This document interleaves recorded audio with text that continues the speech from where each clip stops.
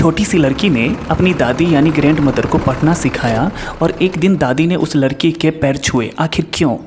Hello बच्चों, आज की इस स्टोरी में आपको ऐसे कई सारे सवालों के जवाब मिलेंगे और आप कई नए वर्ड्स और लाइफ लेसन्स भी सीखेंगे। बच्चों, आज हम पढ़ेंगे क्लास 9 इंग्लिश का एक बहुत ही खूबसूरत और इमोशनल चैप्टर जिसका नाम है how I taught my grandmother to read, जिसके ऑथर हैं सुधा मूर्ति।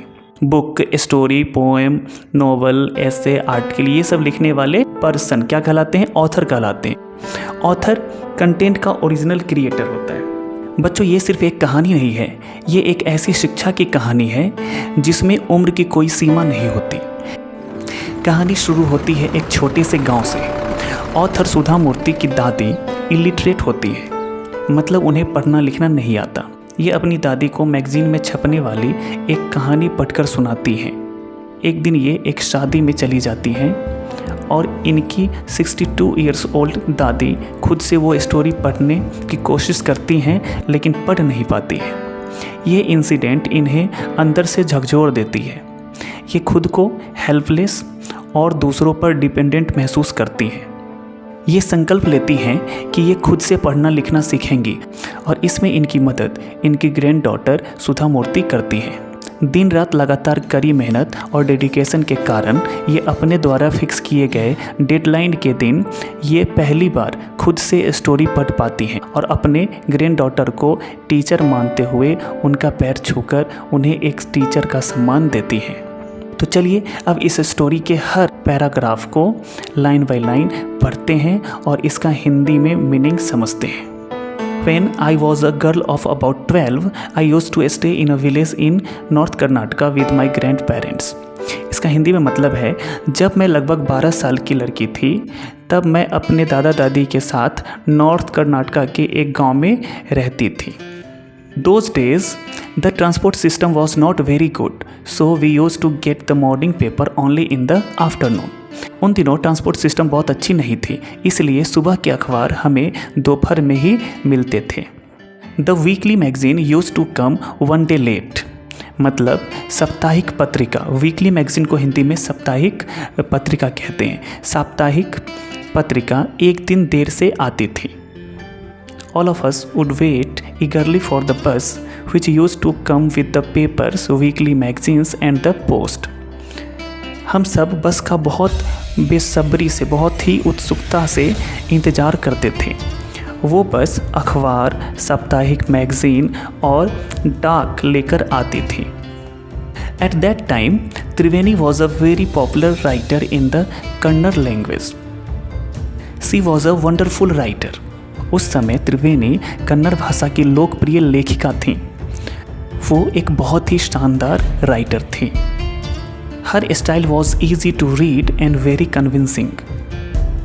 उनके लिखने की शैली बहुत आसानी से पढ़ी जाने वाली और बहुत प्रभावशाली थी। Her stories usually dealt with complex psychological problems in the lives of ordinary people and were always very interesting. उनकी कहानियाँ आम लोगों के जीवन में आने वाले जटिल मनोवैज्ञानिक समस्याओं पर आधारित होती थी और हमेशा बहुत ही रोचक होती थी। Unfortunately for Kannada literature she died very young. दुख की बात यह है कि कन्नड़ साहित्य के लिए वो बहुत यंग उम्र में ही गुजर गईं। Even now after 40 years people continue to appreciate her novels. आज भी लगभग 40 साल बाद लोग उनके उपन्यासों को बहुत पसंद करते हैं। नोवेल को हिंदी में उपन्यास कहते हैं। One of her novels called Kashi Yatre was appearing as a serial in the Kannada weekly Karmaveera then. उनका एक उपन्यास काशी यात्रे उस समय कन्नड़ साप्ताहिक कर्मवीरा में सीरियल रूप में छप रहा था। It is the story of an old lady and her ardent desire to go to Kashi और वाराणसी। ये कहानी एक बूढ़ी औरत और काशी जाने की उनकी प्रबल इच्छा की है। Most Hindus believe that going to Kashi and worshipping lord Vishweshwara is the ultimate punya. ज़्यादातर हिंदू मानते हैं कि काशी जाकर भगवान विश्वेश्वरा की पूजा करना सबसे बड़ा पुण्य है। This old lady also believed in this and her struggle to go there was described in that novel. ये बूढ़ी औरत भी इस बात पर विश्वास करती थी और उस जगह जाने के लिए उसकी संघर्ष की कहानी उस नॉवल में वर्णित की गई थी। In the story, there was also a young orphan girl who falls in love, but there is no money for the wedding. इस कहानी में एक यंग अनाथ लड़की भी थी जो प्यार करती थी, लेकिन उसकी शादी के लिए पैसे नहीं थे। In the end, the old lady gives away all her savings without going to Kashi. अंत में वो बूढ़ी औरत अपने सारे बचत के पैसे उस अनाथ लड़की को दे देती है बिना काशी गए। She says the happiness of this orphan girl is more important than worshipping Lord Visheshwara at Kashi. वो कहती है इस अनाथ लड़की की खुशी काशी में भगवान विश्वेश्वरा की पूजा से भी ज़्यादा महत्वपूर्ण है। My grandmother Kristaka never went to school, so she could not read. मेरी दादी क्रिस्टक्का कभी स्कूल नहीं गई, इसलिए वो पढ़ नहीं सकती थी। Every Wednesday, the magazine would come and I would read the next episode of the story to her. हर बुधवार मैगज़ीन आती थी और मैं उस कहानी का अगला हिस्सा, जिसे हम इंग्लिश में एपिसोड कहते हैं, उन्हें पढ़कर सुनाती थी। During that time, she would forget all her work and listen with the greatest concentration. उस समय वो अपना सारा काम भूल जाती थी और सबसे ज़्यादा एकाग्रता के साथ सुनती थी। Later, she could repeat the entire text by heart. बाद में वो पूरा टेक्स्ट रट्टा मार लेती थी दिल से। My grandmother too never went to Kashi, so she identified herself with the novel's protagonist. मेरी दादी भी काशी नहीं गई थी, इसीलिए उन्होंने खुद को उस उपन्यास के मुख्य पात्र के साथ आइडेंटिफाई कर लिया था। More than anybody else, she was the one most interested in knowing what happened next in the story and used to insist that I read the serial out to her. दूसरों से ज़्यादा वो सबसे ज़्यादा उत्सुक रहती थी ये जानने में कि कहानी में आगे क्या हुआ, और वो मुझे जोर देकर कहानी का सीरियल पढ़कर सुनाने को कहती थी। After hearing what happened next in Kashi Yatre, she would join her friends at the temple courtyard, where we children would also gather to play hide and seek. Kashi यात्री में आगे क्या हुआ ये सुनने के बाद वो अपनी सहेलियों के साथ मंदिर के आंगन में चली जाती थी, जहां हम बच्चे भी छुपा छुपाई खेलने के लिए इकट्ठा होते थे। She would discuss the latest episode with her friends. At that time, I never understood why there was so much of debate about the story. वो अपनी सहेलियों के साथ कहानी के नए हिस्से की बहस करती थी। उस समय मुझे समझ नहीं आता था कि इस कहानी के बारे में इतनी बड़ी बहस क्यों होती थी। Once I went for a wedding with my cousins to the neighboring village. एक बार मैं अपने कज़न्स के साथ पड़ोस के गांव में एक शादी में गई। In those days a wedding was a great event. उन दिनों शादी एक बहुत बड़ा त्यौहार होता था। We children enjoyed ourselves thoroughly. हम बच्चे पूरी तरह से मज़े करते थे। We would eat and play endlessly, savouring the freedom because all the elders were busy. हम खाना खाते और बेअंतहा खेलते, इस स्वतंत्रता का पूरा आनंद लेते हुए, क्योंकि सारे बड़े लोग बिजी रहते थे। I went for a couple of days but ended up staying there for a week. मैं सिर्फ कुछ दिनों के लिए गई थी, लेकिन वहाँ एक हफ्ते तक रुक गई। When I came back to my village, I saw my grandmother in tears. जब मैं गांव वापस आई तो मैंने अपनी दादी की आंखों में आंसू देखे। I was surprised, for I had never seen her cry even in the most difficult of situations. What had happened? I was worried. मैं हैरान रह गई क्योंकि मैंने उन्हें कभी मुश्किल से मुश्किल परिस्थितियों में भी रोते हुए नहीं देखा था। क्या हो गया? मैं बहुत चिंता में पड़ गई। अब्बा, is everything fine? Are you all right? अब्बा, सब कुछ ठीक है ना? आप ठीक तो हैं ना? I used to call her Abba, which means mother in the Kannada spoken in North Karnataka. मैं उन्हें अब्बा कहती थी, जिसका मतलब मदर होता है नॉर्थ कर्नाटका में बोले जाने वाली कन्नड़ भाषा में। She nodded but did not reply. I did not understand and forget about it. उन्होंने सिर्फ सिर हिला दिया लेकिन कुछ जवाब नहीं दिया। मुझे समझ नहीं आया और मैं भी भूल गई। In the night after dinner we were sleeping in the open terrace of the house. रात को खाने के बाद हम घर के खुले छत पर सो रहे थे। It was a summer night and there was a full moon. वो गर्मी की रात थी और पूर्णिमा का चांद चमक रहा था। अब्बा came and sat next to me. Her affectionate hand touched my forehead. अब्बा आई और मेरे पास बैठ गए। उनके प्यार भरे हाथों ने मेरे माथे को छुआ।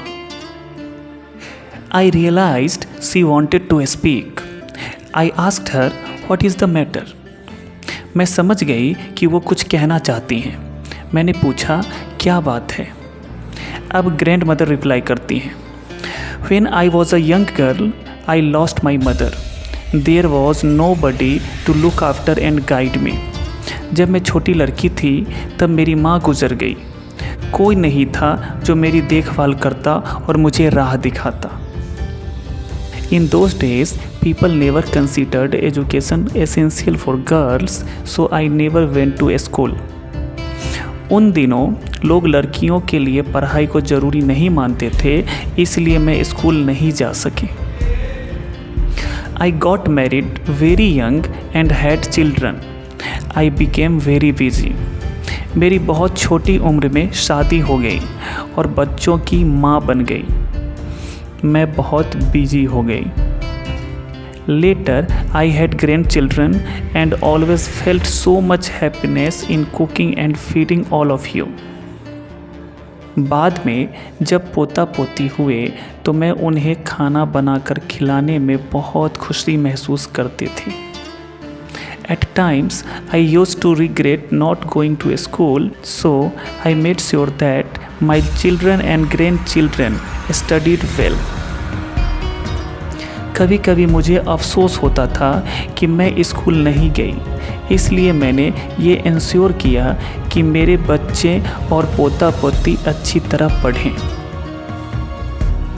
I did not tell you anything about Kashi यात्रा because I did not want to discourage you. मैंने तुम्हें काशी यात्री के बारे में कुछ नहीं बताया क्योंकि मैं तुम्हें डिस्करेज करना नहीं चाहती थी।